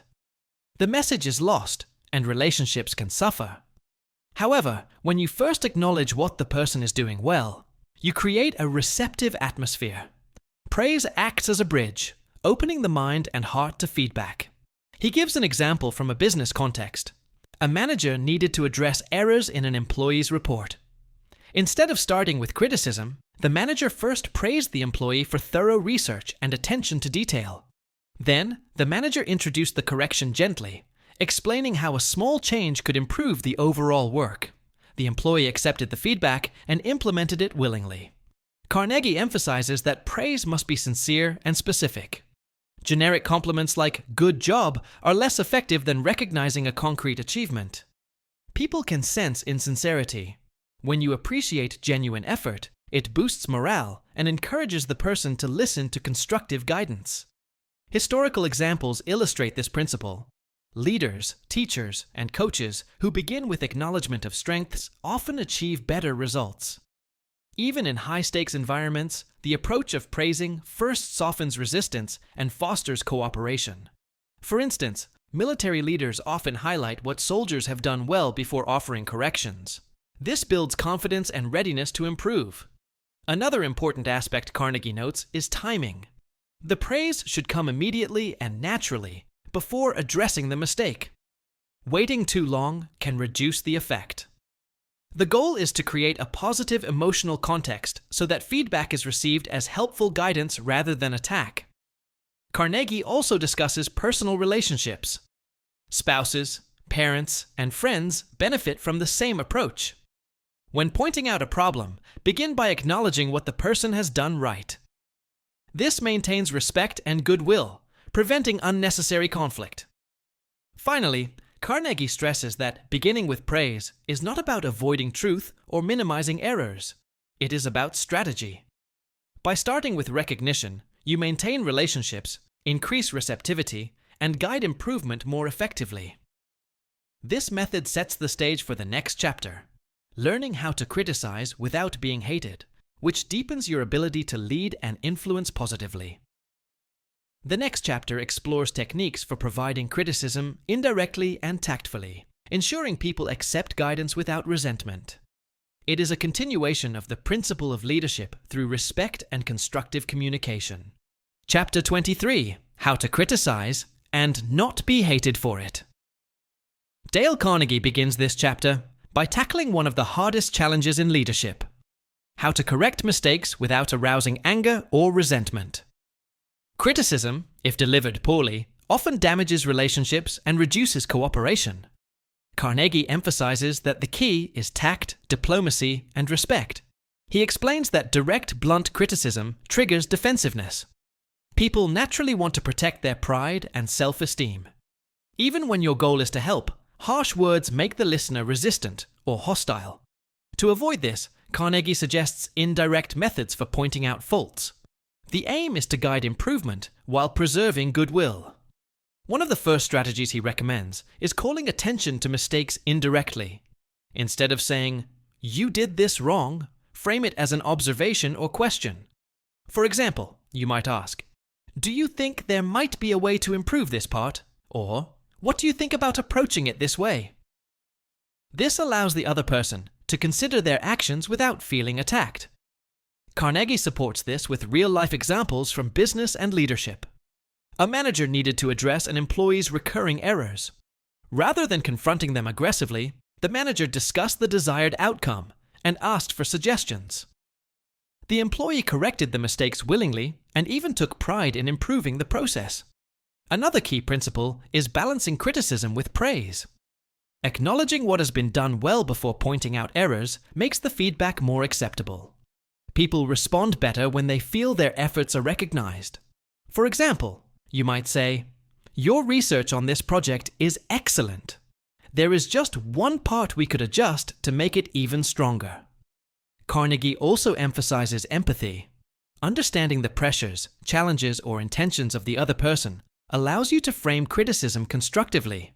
When people sense that you appreciate their efforts and perspective, they are more receptive to suggestions for improvement. He provides historical examples of great leaders who mastered this principle. Successful politicians, military leaders, and executives often corrected mistakes without alienating subordinates.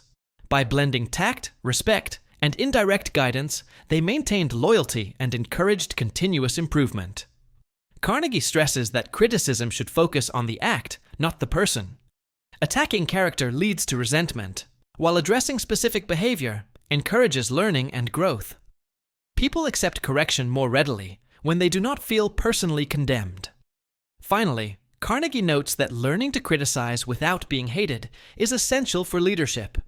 It is a skill that preserves relationships, fosters cooperation, and encourages personal development. This approach naturally leads to the next chapter, where he discusses the value of acknowledging your own mistakes before addressing those of others, creating an even stronger influence.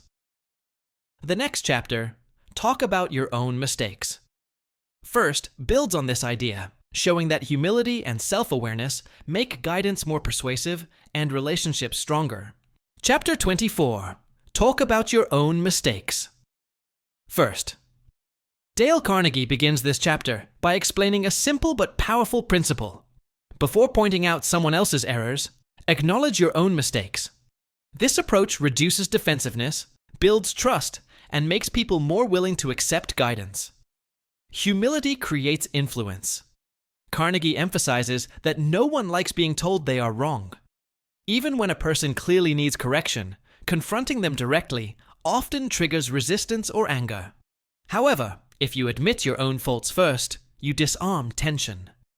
People recognize your honesty and are more open to change. He gives an example from the business world. A manager needed to address repeated errors by a team member. Instead of starting with criticism, he shared a similar mistake he had made in the past. By demonstrating his own fallibility, he showed empathy and understanding.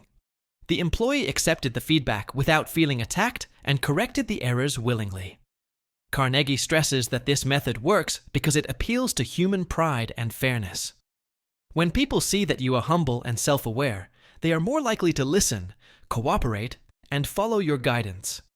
They are not forced to admit fault publicly, which preserves dignity and encourages improvement. Historical examples reinforce the principle.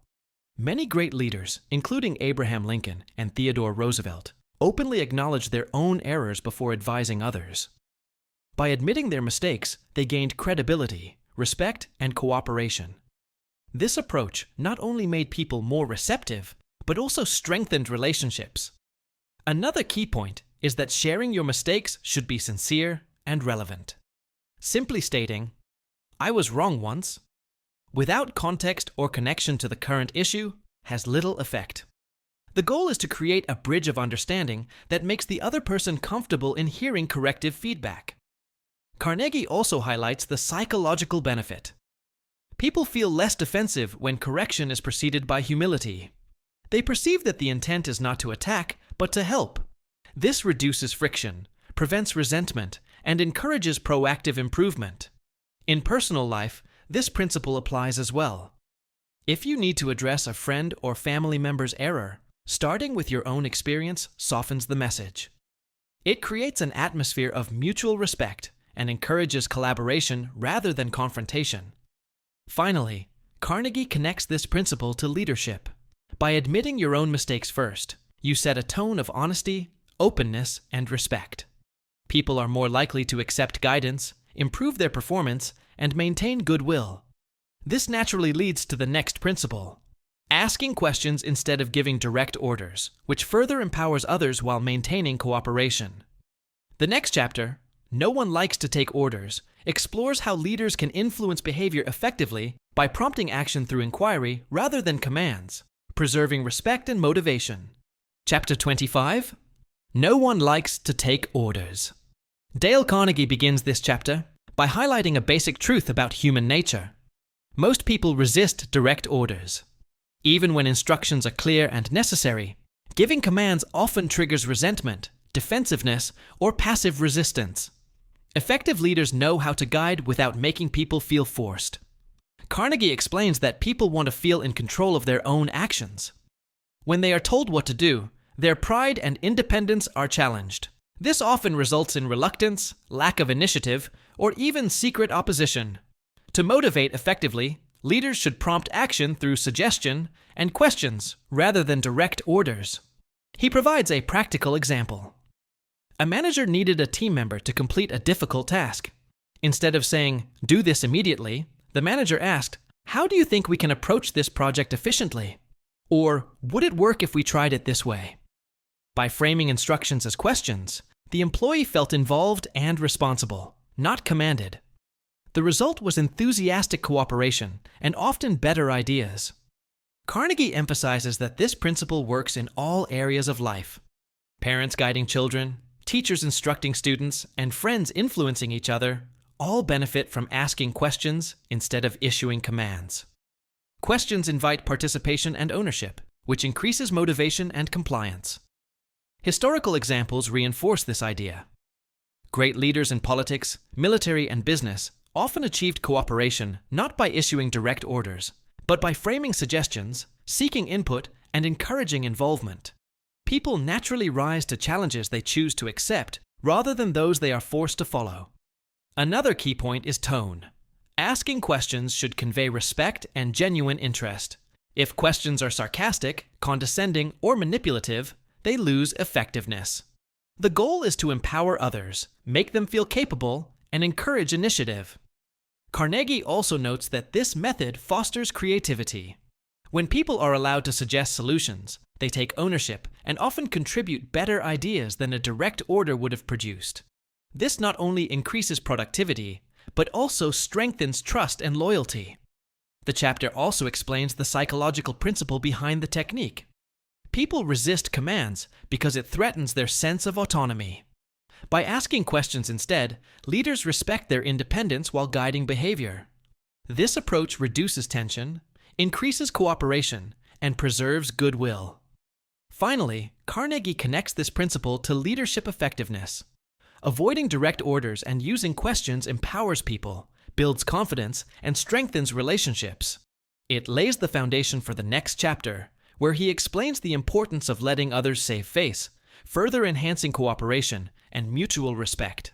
The next chapter, Let the Other Person Save Face, teaches how leaders can guide improvement while protecting dignity, preventing resentment, and maintaining positive relationships. Chapter 26, Let the Other Person Save Face. Dale Carnegie begins this chapter by explaining a vital principle in leadership. When guiding or correcting someone, always allow them to save face. Preserving a person's dignity, self-respect, and pride prevents resentment and encourages cooperation. People are more likely to change positively when they do not feel humiliated. Carnegie points out that public criticism or harsh correction damages relationships. Even if the advice is right, attacking a person's reputation or pride triggers defensiveness. The result is resistance, bitterness, or withdrawal. A leader's skill lies in correcting errors while protecting the other person's self-esteem. He gives an example from the workplace. A supervisor noticed a team member made a serious mistake in a report. Instead of pointing it out harshly in front of others, the supervisor addressed the issue privately, acknowledged the employee's effort, and offered suggestions for improvement. The employee accepted the feedback without embarrassment and corrected the mistake willingly. Carnegie emphasizes that saving face is not about avoiding truth or being lenient. It is about delivering criticism tactfully and respectfully. Focus on the action, not the person. For instance, saying, "This section of the report could be clearer," is far more effective than, "You are careless in your work." The first approach corrects the error without attacking character. Historical examples demonstrate the power of this principle. Political leaders, military commanders, and successful managers often maintain authority while letting people retain dignity. By allowing individuals to save face, they build loyalty, trust, and willingness to cooperate. Those under guidance are motivated to improve rather than rebel. Another key point is the psychological effect. When people feel respected, they are more open to learning and growth. If they are embarrassed or shamed, they may hide mistakes, resist suggestions, or undermine progress. Leaders who preserve dignity create a safe environment where improvement is possible. Carnegie also notes that this principle strengthens relationships beyond professional settings. In personal life, whether with family, friends, or partners, allowing people to save face prevents arguments and encourages mutual respect. A gentle, respectful approach fosters cooperation and positive communication. Additionally, he explains that saving face encourages initiative. People who are treated with respect feel confident to act, make decisions, and take responsibility. Leaders who apply this principle often find that their team members exceed expectations because they feel trusted and valued.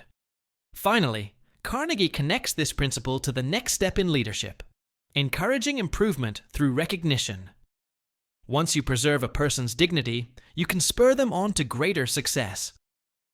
The following chapter, How to Spur People Onto Success, explores how praise and encouragement motivate individuals to achieve their best while maintaining respect and goodwill. Chapter 27, How to Spur People On to Success. Dale Carnegie begins this chapter by explaining a simple yet powerful principle. Encouragement is one of the most effective tools a leader can use. People respond positively to praise, recognition, and acknowledgement of their efforts. Even small improvements deserve attention because they build confidence, motivation, and continued success. Carnegie emphasizes that most leaders focus too much on mistakes and shortcomings. Constant criticism discourages people and makes them hesitant to take initiative. By contrast, leaders who notice and praise progress, however small, inspire enthusiasm, commitment, and willingness to improve. Encouragement fuels momentum. He gives an example from a workplace. A manager noticed an employee's first attempts at a challenging project. Instead of criticizing the mistakes, the manager praised the initiative, attention to detail, and effort. The employee felt valued and motivated to refine the work, ultimately producing exceptional results. This illustrates that recognition of effort often leads to better performance than focusing solely on errors. Carnegie also stresses that praise must be sincere and specific. Generic statements like "good job" are less effective than acknowledging a particular action or achievement. For example, saying, "Your attention to the client's request was excellent and helped the project move forward smoothly," reinforces the behavior you want repeated and makes the person feel truly appreciated. Historical examples highlight the power of encouragement. Great leaders, educators, and coaches have consistently applied this principle. By noticing small victories and acknowledging effort, they motivated teams, students, or subordinates to reach higher standards and achieve results beyond expectations. People thrive when they feel capable and recognized. Another important point is that encouragement creates a positive emotional environment. People feel valued, respected, and confident. This not only improves performance, but also strengthens loyalty and cooperation.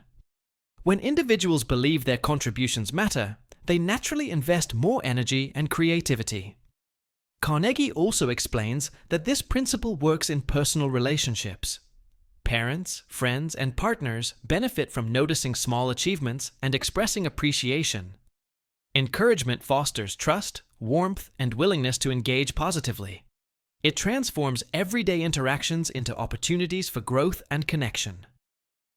Finally, Carnegie connects this principle to leadership. Encouraging others is not about flattery or manipulation. It is about recognizing genuine effort, inspiring confidence, and promoting continuous improvement. Leaders who praise progress, however minor, create a cycle of motivation that sustains success and strengthens relationships. The next chapter builds on this approach by showing how leaders can shape reputation and identity. By giving someone a fine reputation to live up to, you guide behavior and inspire excellence without force or criticism. Carnegie calls this principle "give a dog a good name," and it is explored in the following chapter. Chapter 28. Give a dog a good name. Dale Carnegie begins this chapter by introducing a simple but powerful leadership principle. Give people a fine reputation to live up to. People naturally want to meet expectations, especially when those expectations are positive and inspiring. By shaping how others see themselves, leaders can guide behavior and encourage excellence without force or criticism. Carnegie explains that labeling someone with a positive reputation taps into their desire for recognition and self-respect. When you express confidence in a person's abilities, integrity, or potential, they are motivated to live up to that image. This works far better than criticism, threats, or constant supervision. He gives an example from a business context. A manager told an employee, "You are one of our most reliable team members, and I trust you to handle this project." The employee, aware of the manager's confidence, felt responsibility to meet that expectation. The result was high-quality work and increased commitment. People rise to the level they are expected to achieve. Carnegie emphasizes that the reputation you give must be sincere and believable. Empty flattery can backfire if people sense insincerity. The goal is to identify genuine strengths or potential in someone and highlight them. For instance, recognizing a team member's creativity, diligence, or problem-solving ability encourages them to continue demonstrating those qualities. Historical examples illustrate the principle's effectiveness. Teachers who praise students for intelligence or diligence often see significant improvement in performance. Military leaders, politicians, and coaches use positive expectations to inspire confidence, courage, and excellence. The psychological effect is strong. People want to align their behavior with the identity they are given. Another key point is that this principle works even with challenging individuals. By expressing belief in their abilities, leaders can transform behavior. A person who may have been careless or unmotivated can rise to meet higher expectations if they feel trusted and valued. Carnegie stresses that shaping a reputation is an act of empowerment rather than manipulation. Carnegie also notes that this principle encourages long-term growth. Unlike punishment or criticism, which may lead to short-term compliance but resentment, giving someone a good reputation fosters pride, initiative, and sustained improvement. People internalize the expectation and strive to embody it consistently. Finally, Carnegie connects this principle to the next chapter, where he explains how to make faults seem easy to correct. Once someone is inspired by a positive reputation, even mistakes can be addressed gently, maintaining motivation and confidence. This sets the stage for Chapter 29. Make the fault seem easy to correct, which teaches leaders how to guide improvement without discouragement or fear. Chapter 29. Make the fault seem easy to correct. Dale Carnegie begins this chapter by explaining a key principle in leadership. When pointing out mistakes, make them seem easy to correct. People are naturally discouraged when a problem feels overwhelming or their abilities seem inadequate.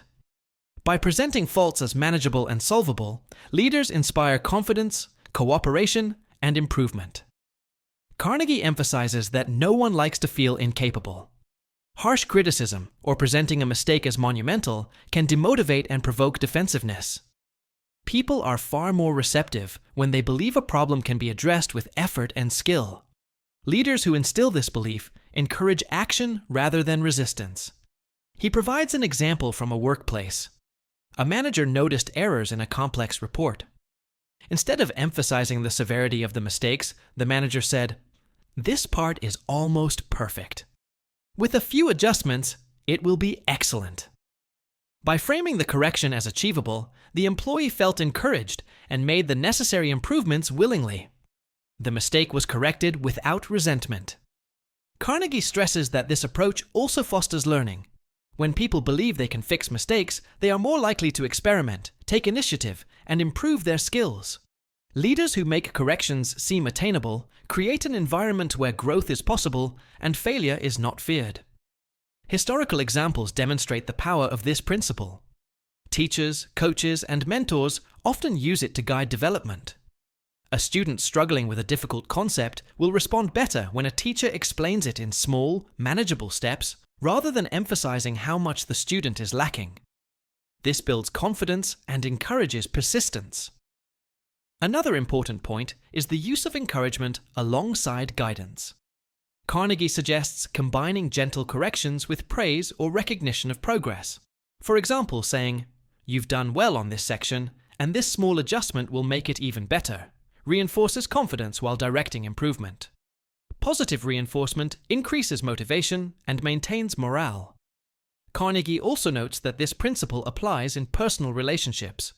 Friends, family members, and partners respond more positively to advice when issues are presented as solvable rather than daunting. It reduces conflict, preserves self-esteem, and strengthens cooperation. Finally, Carnegie connects this principle to the last step in the leadership section. Once you can make faults seem easy to correct, you can inspire people to take action willingly and even enjoy the process. The final chapter, Chapter 30, Making People Glad to Do What You Want, combines all leadership principles to show how to guide others effectively while maintaining respect, goodwill, and enthusiasm. Chapter 30, Making People Glad to Do What You Want. Dale Carnegie begins this chapter by presenting the ultimate principle of leadership. Inspire people to act willingly and enthusiastically. Instead of forcing compliance or giving orders, effective leaders make others glad to do what is asked. This approach combines respect, encouragement, and understanding human nature. Carnegie emphasizes that people naturally want to feel important, capable, and valued. When leaders acknowledge these desires and appeal to them sincerely, people are motivated to act not out of fear or obligation, but out of willingness and pride. Cooperation becomes natural rather than forced. He gives an example from business. A manager needed a team member to complete a tedious task. Instead of saying, "Do this now," the manager explained why the work was important, praised the employee's ability to handle it, and asked for input on how to proceed. The employee approached the task eagerly, feeling valued and trusted. The result was better performance and a stronger working relationship. Carnegie emphasizes that the principles from previous chapters work together in this approach. By beginning with praise, admitting your own mistakes, asking questions rather than giving orders, letting people save face, and encouraging them sincerely, leaders create an environment where cooperation is natural and enthusiastic. Historical examples show this principle in action. Great leaders across politics, business, and education inspire action by appealing to people's sense of responsibility, pride, and desire to do good. Soldiers, employees, students, and volunteers all perform best when they feel respected, trusted, and valued. Coercion or harsh criticism rarely produces long-term results. Another key aspect is framing tasks in terms of benefits for the individual or the group. People are more willing to act when they see how their effort contributes to a larger purpose or reflects positively on them.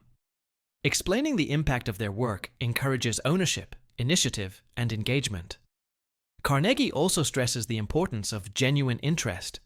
People can sense manipulation or insincerity. True leadership comes from caring about others' success and recognizing their strengths. When people believe a leader's intentions are sincere, they respond with enthusiasm and commitment. The chapter highlights practical applications in personal life. Whether motivating children, friends, or family members, showing appreciation, explaining reasons, and encouraging participation fosters willingness rather than resistance. People respond positively when they feel their efforts matter. Finally, Carnegie concludes the book by reminding readers that leadership is about influence, not authority. The ultimate goal is to guide people, improve behavior, and achieve results without creating resentment. By applying these principles, leaders create cooperation, goodwill, and a positive environment where everyone benefits. This chapter wraps up the journey of learning how to handle people, make friends, influence thinking, and lead effectively. The lessons are timeless. Understanding human nature, showing empathy, providing encouragement, and inspiring action with respect and sincerity lead to success in all areas of life. If you found this summary helpful and want more audiobook-style summaries of classic self-improvement and leadership books, don't forget to subscribe to stay updated. By subscribing, you'll get access to more in-depth summaries, part-by-part breakdowns, and practical insights in simple, global English, perfect for learning on the go. Hit that subscribe button and join a community of learners who are leveling up their personal and professional growth every day.